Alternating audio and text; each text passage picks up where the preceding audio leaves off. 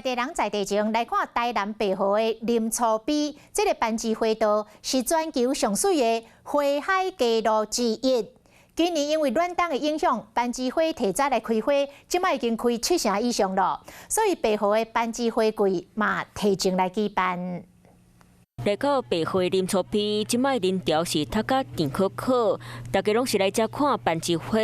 今年因为气候影响，互花期提早开花。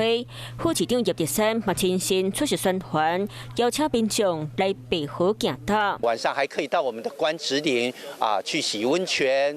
食阮的汤仔鸡，那喝一杯香浓的东山咖啡。为了改善当地交通的问题，8个礼拜会进行管制，区公所会安排接送的公车，互民众有一桩舒适的生活体验。从早上的10点一直到下午的5点，我们都有一个接驳。规个白河林厝边的班级花步道超2公里，现做是超开8成花，规片的花海是红旗红旗，非常的热闹，民众他们收花。 卡手大配。